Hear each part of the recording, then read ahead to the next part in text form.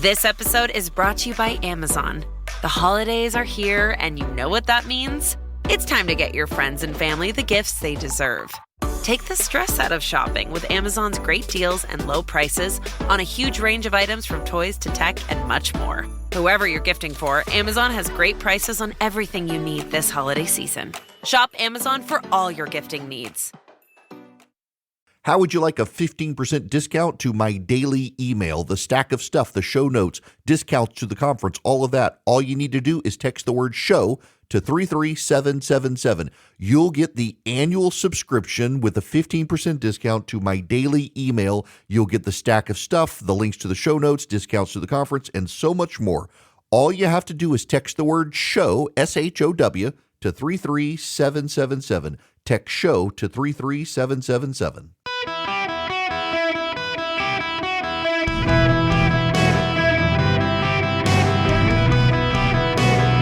Welcome to the Eric Erickson Show podcast, Hour 2. Greetings, conversationalists. Welcome. It's Eric Erickson here across the United States of America. The phone number is 877-973-7425. Should you wish to be on the program. I want to talk to you about an email I got from Pat. And Pat has an AOL address, so she is a woman of a particular age. But this goes to my last monologue on, maybe we should try to have friends with whom we disagree politically if we're supposed to love our neighbor. Friends with whom we disagree politically, and maybe we should stop judging other people for having friends who do not see eye to eye. It makes us better people. And so Pat decided she needed to email me. I don't have any child molester friends. We disagree on the MAP philosophy. By the same token, if you push abortion on demand, cutting off body parts of children for the trans agenda, or allowing anyone in this country with no supervision or vetting, you're ruining the greatest country on earth. We can't be friends. It's more than a disagreement, but you do you. Sincerely, Pat. Now, I suspect there are some of you who agree with Pat, but just think about this. We will leave the child molesters out of here. I wasn't talking about felons. I was talking about people who have political disagreement. That she decided to go there actually says a lot about Pat and her character, and none of it good. And also her lack of basic comprehension of points. But to Pat's larger point, if you believe in these things, we can't be friends. And maybe Pat's still listening. She wanted to try to make a point to me. She missed my point entirely to make a different point. But I wonder, and y'all feel free to email me and let me know.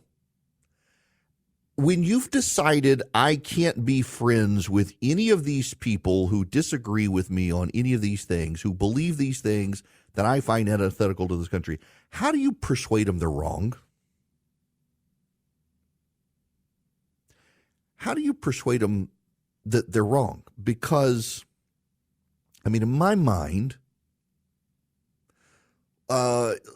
if I think that someone is risking their salvation, in my mind, it is less productive for me to stand on outside their house with a bullhorn yelling, "Repent or burn in hell. Repent or burn in hell." It's less productive to do that than to maybe get to know them, build a relationship with them, explain to them why I think it's wrong, and maybe they come to know my heart, and maybe they change their mind. Maybe they change their mind. Now, I say this from personal experience because I have a friend who was a committed, diehard atheist. God is dead, and actually we went to dinner because he despised me and my religious views, and actually thought it would be funny to go to dinner with me. And we wound up having a conversation, wound up striking up a friendship, and this dude goes to church now. And I'm not going to say I had anything to do with it. I know the way the Lord works, but he would have never actually changed his mind had I not been willing to have a friendly engagement with him. And then when I didn't know the answers, pointing to other people and surrounded him with people. So if you feel like you need to send me an email and express that in your mind you're more morally superior than me because you have entire categories of people who you refuse to be friends with, that's fine. I tend to take the what would Jesus do view, which is Jesus had entire categories of people who he himself was personally going to send to hell. And he decided, you know what, while I'm walking the planet, I'll hang out with them and see if maybe I can change their hearts and get them to heaven instead. But you, Pat, as you said, you do you, and I'll do me. The fact that you felt the need to email me to make sure that I knew that there are these entire classes of people you refuse to be friends with, I think actually says a lot not good about you, but you yourself, I'm sure, look in the mirror very proudly every single day, just like the Planned Parenthood activists do, looking smugly, proudly at themselves for their intolerance. I personally think that I'm not going to change someone's heart or mind, and instead what we're going to be doing is every 4 years convincing ourselves that the world is coming to an end unless our side wins because we've decided to give up persuasion and instead just beat each other to a bloody pulp. So good work advancing us towards the Civil War there, Pat. Good job. Now, we got to move on to ProPublica and Amber Thurman. You are probably aware of the story, maybe you're not, of Amber Thurman. This is a story driven by ProPublica, and there are a whole lot of angles on this story that we need to understand. At least 2 women in Georgia died after they couldn't access legal abortions and timely medical care in their state, ProPublica has found. And so ProPublica does this story about Amber Thurman. And Amber Nicole Thurman suffered from sepsis in a suburban Atlanta hospital. She had taken an abortion pill and encountered a rare complication. She had not expelled all the fetal tissue. She showed up at a hospital in Georgia for a routine D&C procedure. But her state had made performing the procedure a felony, says ProPublica. Any doctor who violated the new Georgia law could be prosecuted. Thurman waited in pain in a hospital bed, worried about what would happen to her 6-year-old. It took 20 hours for doctors to operate. By then it was too late, and she died. That is what they claim. They would feel the need to wait for a higher blood pressure, wait for a higher fever. Really got to justify this one. Bleed a little more, says Dr. Melissa Kotke, an OBGYN at Emory, warning lawmakers during the hearing. Doctors and a nurse involved in Thurman's care declined to explain their thinking and did not respond to questions from ProPublica. So what you should know is that ProPublica, without any information from the doctors, decided to run a story and extrapolate from it that this woman died because of Georgia's abortion law. Thurman wanted a surgical abortion close to home and held out hope as advocates tried to get the ban paused in court. But as her pregnancy progressed to its 9th week, she couldn't wait any longer. She scheduled a D&C in North Carolina, where abortion at that stage was still legal. And on August 13th, woke up at 4 a.m. to make the journey with her best friend. On their drive, they hit standstill traffic. The clinic couldn't hold Thurman's spot longer than 15 minutes. It was inundated with women. Instead, a clinic employee offered Thurman a 2-pill abortion regime approved by the FDA. Her pregnancy was within the standard of care for the treatment. Getting to the clinic had required scheduling a day off work, finding a babysitter, making an excuse at the clinic. She sat through a counseling session in which she was told how to safely take the pills and instructed to go to the emergency room if complications developed. She signed a release saying she understood. She took the first pill there and insisted on driving home before the symptoms started. She took the second pill the next day. She had complications. And she died. And what ProPublica, which is a left-wing organization, has done is it has decided to blame Georgia's fetal heartbeat ban. And the Kamala Harris administration is now advancing the story, targeting people in Georgia, claiming that it is because of this law. Here's the actual truth of the matter. And thankfully, the Atlanta Journal-Constitution in Georgia has actually allowed a actual doctor to write an op-ed on this case and explain the actual law in Georgia.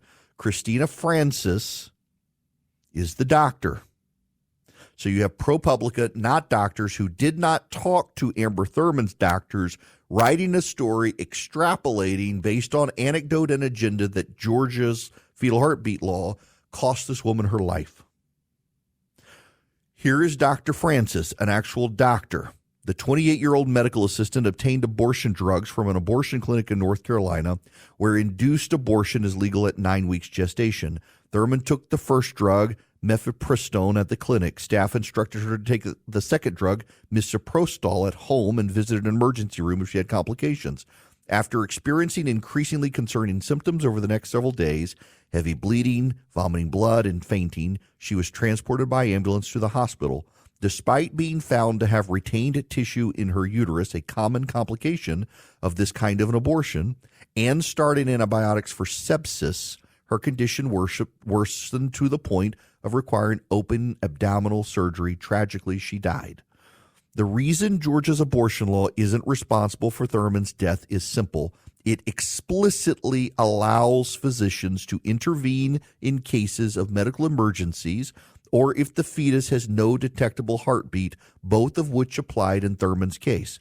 Any assertion she experienced a delay in care as a secondary effect of the law is speculation.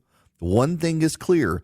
She died from a legal chemical abortion, which abortion advocates have argued is safer than Tylenol. And that's the point here. ProPublica doesn't want to talk about the claim that the abortion pill is as safe as Tylenol because actually, as this doctor notes, an actual doctor, at 9 weeks, it is very often the case that with the supposedly safer than Tylenol abortion drugs, parts of the child do not exit during the abortion, and you have to have a D&C. It is just as easy to speculate that this woman let her condition go on for so long and she was so weakened she couldn't survive the surgery, as opposed to say the doctors waited for so long because of Georgia's abortion law. In fact, Georgia's abortion law is very clear. It is very clear. You yourself can read the law and see it for yourself that if the fetus has no heartbeat or it's a medical emergency, the doctors can intervene.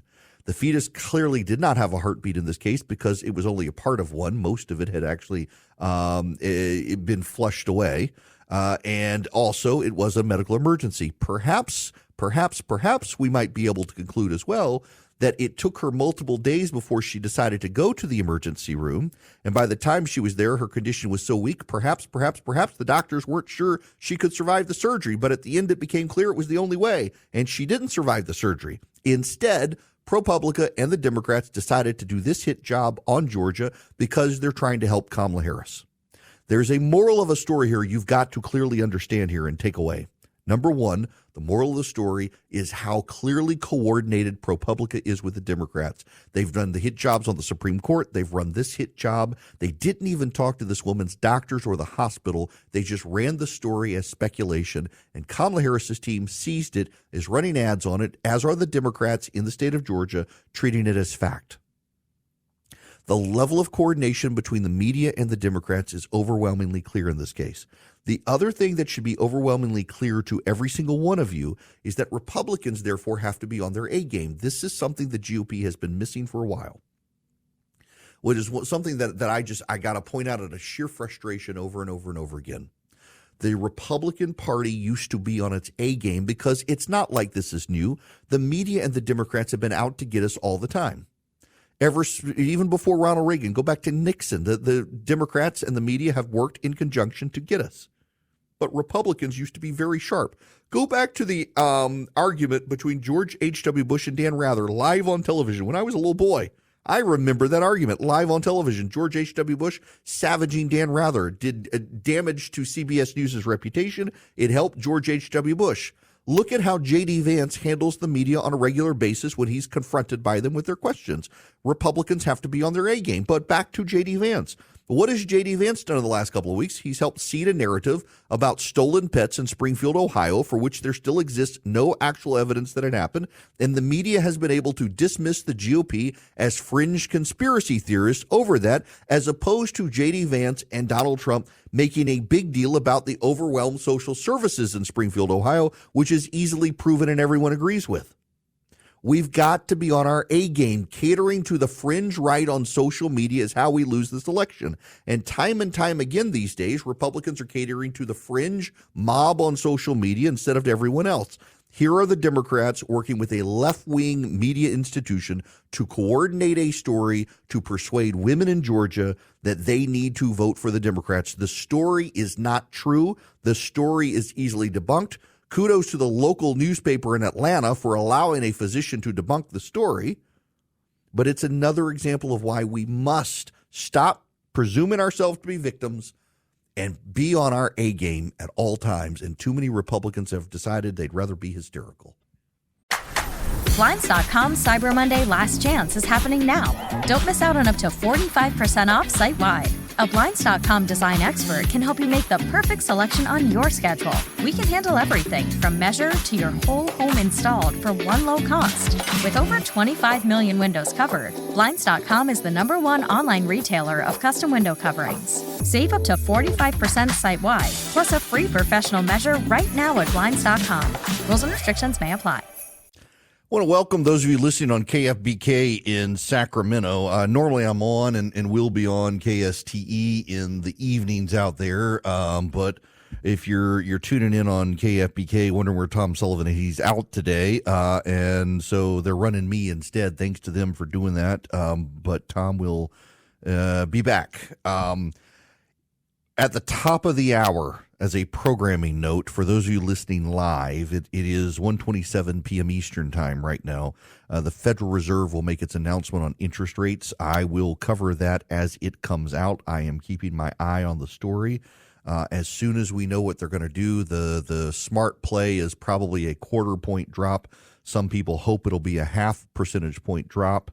They tend to be super cautious with these things, and inflation is still higher than 2%. So the odds are it's going to be a 0.5 point drop, or a 1/4 point, not a 0.5 point, but we will find out. If it's a 0.5 point, markets are probably going to skyrocket. If it's a 1/4 point, it's already baked in, but we will find out when the time comes. The phone number here is 877-973-7425. Those of you on hold, be patient with me. I will get to you when we get to the other side of the break. I've been running my mouth and going long, and so this segment is short, and I will acknowledge it before I get an angry email from my producer telling me to stop being so long-winded in the first second, Charlie. I know it's coming. It's my fault. I've gotten worked up on these stories. When we come back, Kamala Harris's plan for the economy is to tell you she and Tim Walz are part of the middle class. She had this session with the National Association of Black Journalists, and it was full of nonsense, no substance, and they gave her a complete pass on it. I'll get to it. Right now, though, as we're awaiting whether or not the Federal Reserve is going to cut interest rates and by how much, you got a lot of banks out there in turmoil, particularly community banks are struggling right now. Swiss America has been the trusted leader in precious metals for 40 years. And they've been warning people about a secret war on cash. If you're safeguarding your hard-earned cash, you need to be able to protect it from the secret war, and Swiss America can educate you. They're rated A+ by the Better Business Bureau. Their report takes less than 15 minutes to read. I myself have gotten a copy of it. I have read it. It's easy to understand. I had no idea the government was tracking your paper money purchases the way they are. And by the way, it includes digital forms of currency as well. You get this report completely for free by calling or texting my name, Eric, to 800-289-2646.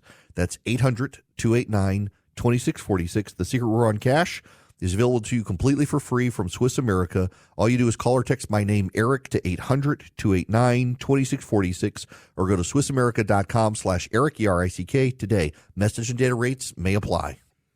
Greetings, conversationalists. Welcome. It's Eric Erickson here across the United States. Those of you who've tried to call in and you couldn't get through, the power went out at the call screener's home where he's screening calls today, which I believe is his way of acknowledging he actually works for Hezbollah, but he claims not to.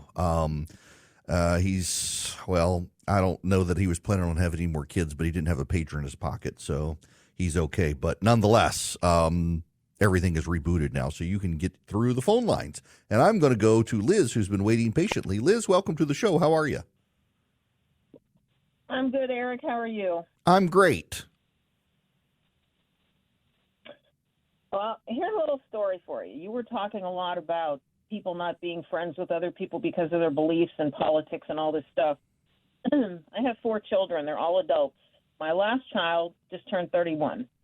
And because I did not believe in BLM back when they were doing all this rioting, and because I don't believe in chopping parts off of children to make them something they're not, and because I don't believe in drag queens in schools and that sort of thing, I mean, you do what you do, but don't make me try to do it, okay? Mm-hmm. That's my philosophy.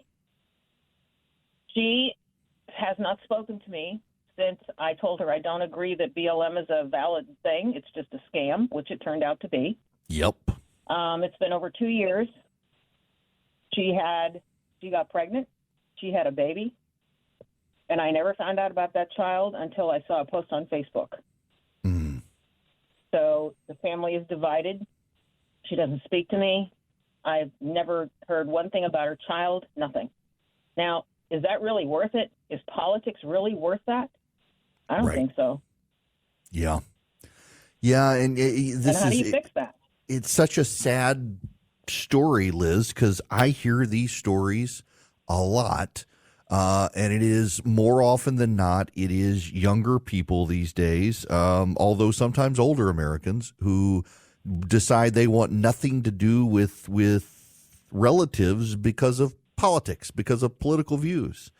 Part of this is politics has become a religion for so many people. And there are so many people who believe I can't be friends with the heretics or the sinners. And politics is the most pernicious religion because there's no grace in it. There's no mercy. Right. There's no forgiveness.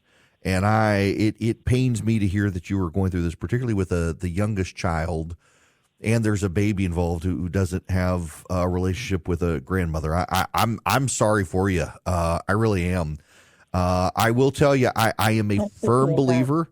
I don't know what your persuasion or background is, but I will tell you, I am a firm believer in prayer, and that I really do believe it works and definitely can heal these things. And it takes time sometimes. And she doesn't believe in God either. So yeah, and that's just it. It's so sad, but you know what? I will tell you this, and I'm a firm believer in this direction. I'll let you go here with this, Liz, and thank you for being patient with me on the phones. It doesn't matter whether she believes in God or not, because he believes in her. She is made in his image and likeness. And so all you can do is pray about it and let God work his will, and his will be done. All things work for the good of those called according to his purpose, even when we can't understand it or see it or wish it were some other way. So hang in there. Sometimes a series of events will happen that calls people back to their roots, and I would certainly hope that other listeners might be hearing this and pray as well. But y'all, it is religion such a poison. I mean, just I'm thinking about that email I got from the lady Pat, that I'm just not going to have friends with all of these people who do all of these things that I vehemently disagree with because they're destroying the country. I'm going to tell you again, and it's one of the most awkward sermon. You know, so when I went to seminary, it was because I was being invited to preach at these churches, and I'd never been to seminary, and decided I should go to seminary. And by the way, I've decided I got to go start classes back next year. Oh, Charlie and Philip, by the way, I've been meaning to tell you, I intend to start taking classes again. It's good for my soul and my brain to be able to do that. And so I want to just a class. I got to go finish up at Reformed Theological, working on my master's. I started though because I started getting these invites, and then when they found out where I was going, all these little independent Free Will Baptist churches were like, nah, I don't think so. But I did one time get to preach on that verse in the Bible about love your neighbor. And, you read the original Greek, you do it all. You want some caveat, you want some carve out, you want some, I don't like this person. There are always going to be people you don't like who you can't stand to be around. That is the nature of the fallen world. But also, you got to love your neighbor, and there are no carve outs for that. And I tell you, and as I have said before, as I wrote in my new book, You Shall Be as Gods, I actually have the line in there that you should love your neighbor in such a way that your transgender, gay rights supporting, atheist, progressive neighbor leaves a house key with you when they go on vacation because they know you're going to be the person who makes sure nothing happens to their home while they're gone. And I mean that very seriously. I picked the most provocative view of that world I know the demographics of my audience, but I'm actually, it's provocative, but it's true. You got to be able to be neighborly enough that the people who you would otherwise in political life absolutely despise and they despise you, understand that when they're out of town, you're going to make sure that their property is okay. They can leave a key with you. And you're not going to go rifling through their things and planting Bibles and leaving little prayers on the wall and telling them to repent. You're just going to actually be their neighbor and take care of their stuff. Because we live in a world where that is more and more uncommon. I will freely admit I am the guy in my neighborhood who has the key to almost all of my neighbors around me. So if they're out of town, they know I'll go over and either make sure the cat has food, or if an alarm goes off, go over and check it out. And I'm totally fine with that. I think that's what it means to be neighborly, to be able to know your neighbors, actually your physical, real neighbors, not the ones on Facebook. Because you know what's going to happen. At some point, something's going to happen to you, and your Facebook friend is not going to come check on you because they live on the other side of the world. But your actual physical next door neighbor just might if something's wrong. And all of us, so I'll tell you the random story. My wife's health situation. She had to have surgery. This has now been several years ago.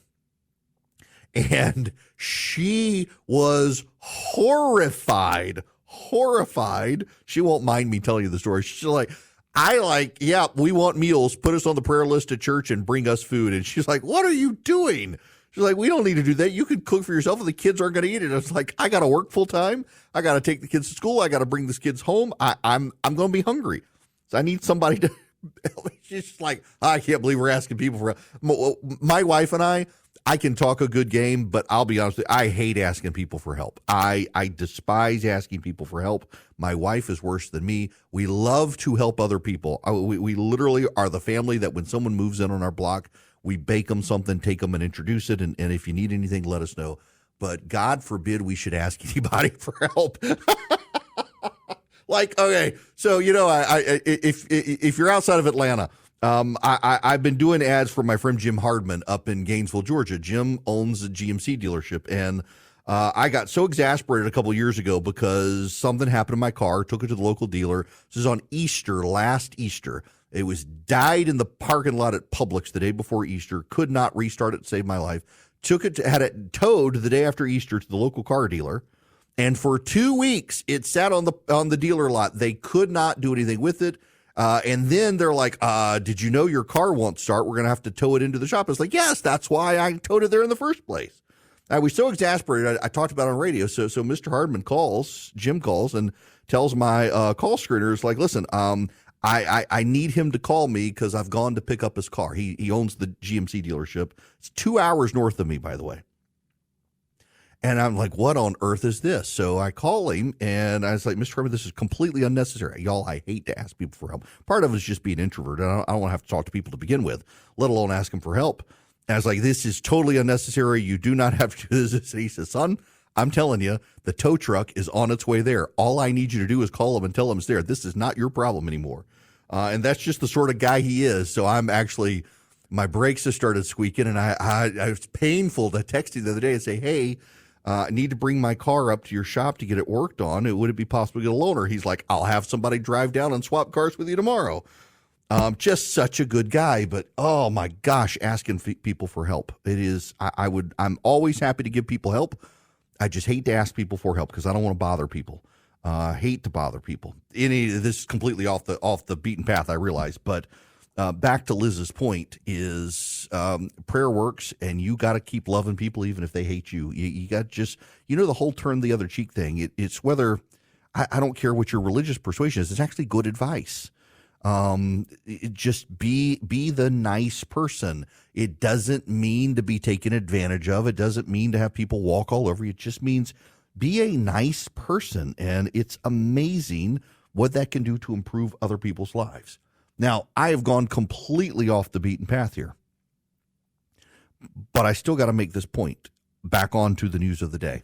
I need to play you this audio from Kamala Harris. She yesterday spoke to the National Association of Black Journalists. Remember, Donald Trump actually went to their event, and they did not give him a great reception. Of course, there was fawning praise for Kamala Harris, who lied to their faces, and they did nothing to it. They were perfectly happy being lied to by Kamala Harris. Years ago, when we came in during the worst unemployment since the Great Depression. That has been fact-checked by factcheck.com, a garbage progressive publication, as not being true. When a garbage fact-check operation like factcheck.com says that that's not true, it's probably not true. And yet she did it, and they didn't call her out on it. But never fear, my friends, never fear. Kamala Harris actually has an economic plan for this country. This is Kamala Harris announcing her economic plan at the same event. They can just get their foot in the door to be able to then engage in what will prove to be their opportunity to build intergenerational wealth. And here's my personal experience coming at that. I grew up a middle-class kid. My mother was hardworking. She raised me and my sister Maya. She saved up, and it was only by the time I was a teenager that she could afford to actually buy her first home. And I know, and I identify with, I know where I come from. That's her plan, folks. Middle class. She's in the middle class. What her actual plan is that no one should ever be allowed to be out of the middle class. So if you're rich, you're going to be brought into the middle class. If you're middle class, you're going to be made poor under Kamala Harris's plan. That is her plan. Don't worry, it has become the talking point. This is Tim Walz. This is Tim Walz on the campaign trail talking to somebody in Georgia. Let's start with inflation. What do you tell people who wake up, frankly, each morning wondering, how am I going to get by financially? Yeah, I tell them, Kamala Harris and I know something about it, being middle-class folks. Our family sit at the table trying to pay the bill. That's Frank Malloy. Frank Malloy, literally, he's like 5 blocks from me. That was when Tim Walz was in my neck of the woods yesterday, here in where I am in Macon, Georgia. That's the local news anchor. So you got that, though. Tim Walz, we're middle class. We're middle class. What is your policy proposal to help Americans? Well, we're middle class. That's not a policy proposal. I know that Tim Walz and Kamala Harris speak in platitude, but platitude is not policy. It's what I had to explain to my friends at CNN after her campaign speech at the Democratic National Convention. Like, oh, it's so deep policy. No, that wasn't policy. That was platitude. Policy is, here's how we're going to improve the lives of the middle class. All Kamala Harris and Tim Walz want to say is we were in the middle class. You know what they did? They went from the middle class to career grifters off the taxpayer dime. And that's what they want for you and me, to suck Uncle Sam's man boob for the rest of our lives and to be punished if we have the audacity to think we might be able to make a life for ourselves off of Uncle Sam's man boob. That is their policy position, is that all of us should have to suckle at Uncle Sam's man boob. That's it. I know you're horrified by that image in your head. You should be horrified that that is their actual policy. That is what Tim Walz and Kamala Harris want for you and me, is to have to be on a government social safety net with Uncle Sam handing us his man boob, hoping that they've given him some sort of sex change operation so he can produce the milk to sustain ourselves, because they do not want you off that social safety net. If you get off that social safety net, you will be taxed and abused by the government until you're forced back on it. And if you fall through the cracks of it, well, it's because America's a systemically racist society. It's never their fault. That's where we are as a position right now. That is Kamala Harris and Tim Walz public policy positions. They're in the middle class, and you will be too, whether you want to be or not. And also, because they're commies, they hate the middle class. Now, I must tell you about the Eden Pure Thunderstorm, because right now you can get 3 of them. You can save $200. You can get them for less than $200. and you can eliminate odors. They eliminate odors. They don't mask odors. They don't produce an odor that overwhelms the bad odor. They actually eliminate it. They generate ozone, which latches onto the ions that are the odors, and eliminate the ions that are the odors. So you can't smell the ions because the ions have been destroyed. What you do is you go to EdenPureDeals.com. You'll see a discount code box, and you put in ERIC3, ERICK3 at EdenPureDeals.com. It is an air purifier, so it's going to trap the dust, and it's going to trap the pollen, and it's going to trap the mildew floating in the air. And they have electrostatic plates instead of filters, so you don't have a filter prescription. You just wipe it out on occasion. But then where they shine is the odor elimination. So, young parent, you have dirty diapers in your house. It stinks. The Eden Pure Thunderstorm wipes them out. Your grandma, you moved into grandma's house and she was a lifelong smoker in the house and it stinks. The Eden Pure Thunderstorm can wipe it out. You have an Aunt Daisy and her trailer smells like cat food and dead cats. Like, true story, that was my great Aunt Daisy. Yep, the cat died under the couch. Didn't find it for years. The Eden Pure Thunderstorm will wipe out the odors. All you do, go to EdenPureDeals.com, put in the discount code ERIC3, ERICK3. You'll get 3 Eden Pure Thunderstorms. You'll save $200, and you will get clean air in your house thanks to Eden Pure. Hello there. Welcome. It's Eric Erickson here across the United States of America. Man, I'm just seeing this picture of, it's a toilet in Lebanon where someone was clearly sitting on the toilet when the pager bomb went off and the toilet is destroyed. Like, not destroyed as in he had a bad night on the toilet. It was like literally like busted in half. That was some explosive poop. Goodness gracious. Okay. I might as well tell you the story since I was part of the Eden Pure. So my great Aunt Daisy, God bless her, she was ancient of days when I was little.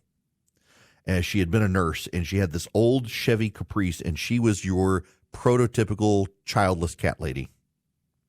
And she moved in as she was older with my grandparents. She was my grandfather's sister.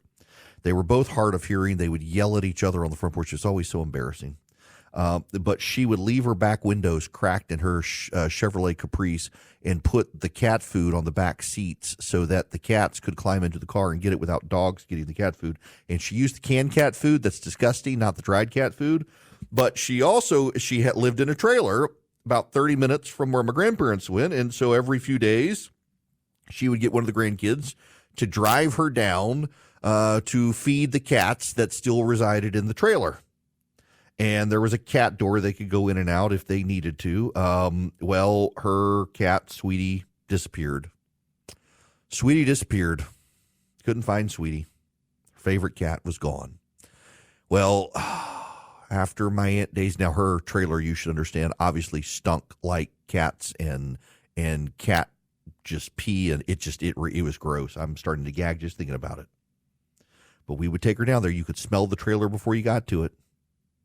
And after she died, the family put her trailer up for sale, and some hunters got it to put on a farm. And I mean, it had the furniture in it. Well, they moved the trailer out to their hunting preserve, and they found Sweetie in the couch.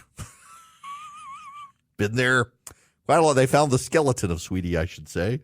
Been there a very long time. And oh my gosh, that was awful. She was a cat lady. The Eden Pure Thunderstorm, though, it really would have worked even in that. All right, interest rates. Stay tuned. It's happening right now. I'll bring you the latest when we come back.